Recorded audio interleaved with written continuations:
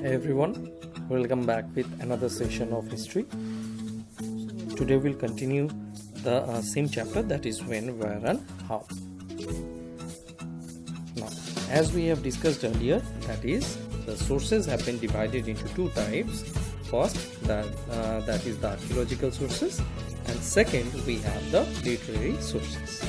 Now, in the previous session we have already discussed about the archaeological sources. So today we will discuss about the different literary sources. Okay, so let's begin. Now, when we talk about the literary sources, so let's just recapitulate a bit. That is, early humans communicated through signs and gestures. Alright, so they slowly started making pictures to convey their messages. Now, from pictures they developed a script where each letter or symbol meant a specific thing. Okay, so most of the early scripts are basically pictographic, such as if you see for an example the Indus Valley script, it also contained different kinds of pictures. Alright, now once a script was developed, so people started writing about everything that may hold importance. Okay, so since there was no paper available, so when people first started writing, they wrote on different leaves, bark of trees and fine cloth. Alright, so people use leaves, bark of trees and fine cloth for writing.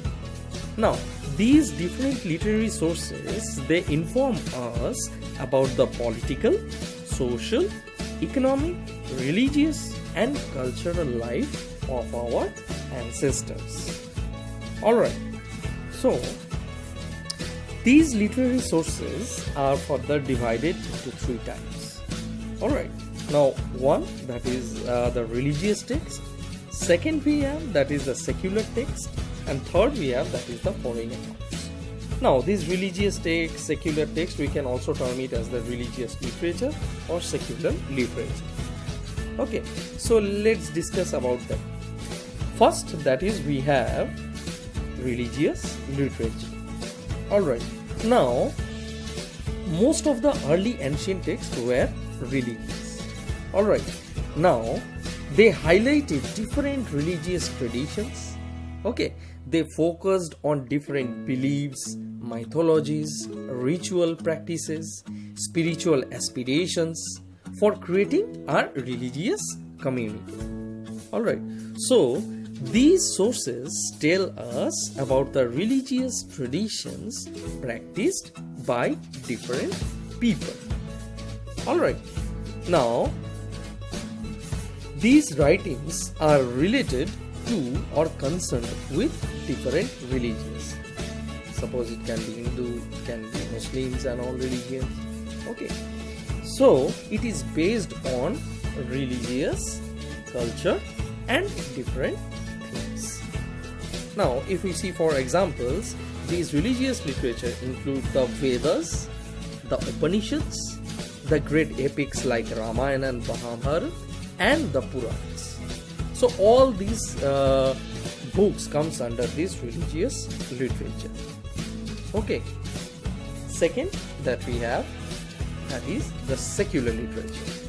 Now the word secular generally refers to worldly rather than spiritual. Alright, now in prehistoric India there were many kinds of literature which were non-religious in nature. Suppose Dharma Sutras, Smritis. So these books were known as secular literature. Understood? Now this secular literature is one which comprises of worldly things and not pertaining to religious rituals or beliefs.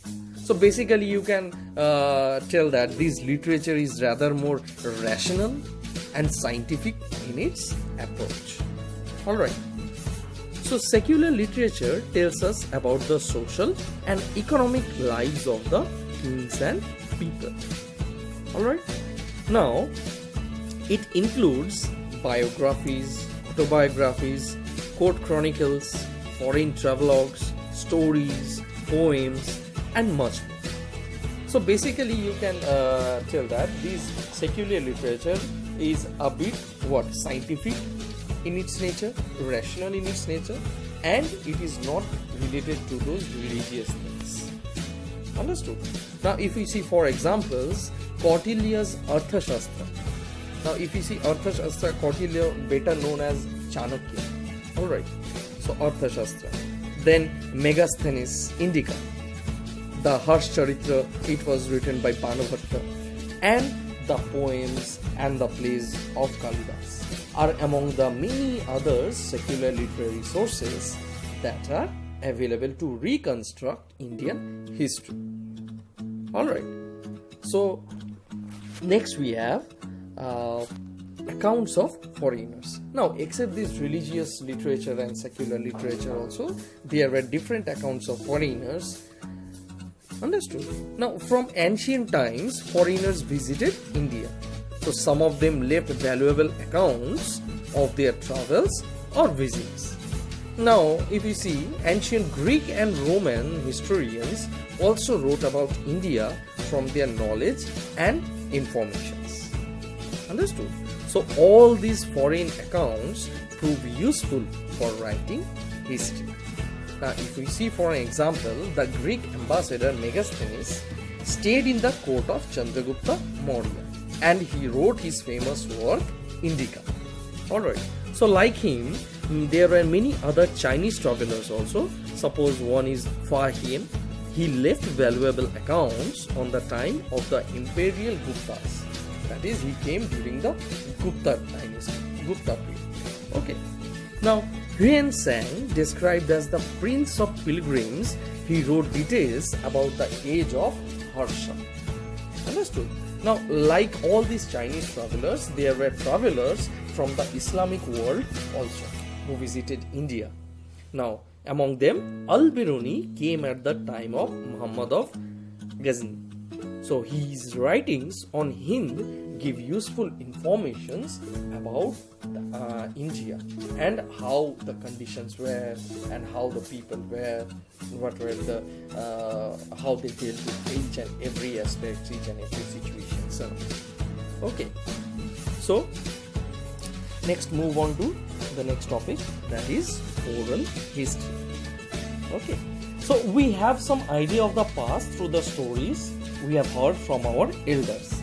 Now, who in turn have heard about them from their elders. So, these stories have not been maintained as records. Alright, so we have information about prehistoric times as they have been passed through generations after generations in the form of stories, fables, ballad, and common folklore known to all of us. Alright. So, oral history is the collection and the study of historical information about individuals, families, important events, or everyday life in the form of stories, fables, ballads, and common folklore known to all. Understood? So these are the except these literary sources also, we had this oral history, that were told in the form of stories, poems, song, dance, but there were no written records for this oral history. So whatever the people knew, they said to their children, again their children said those things to their own children. So after generations, we all came to know about all these things from stories, songs, dances. Alright, so as they don't have any written records, so that's why these are termed as oral historical sources. Understood? So that's it for now. I hope this session helps you a lot. See you in the next session. Bye bye.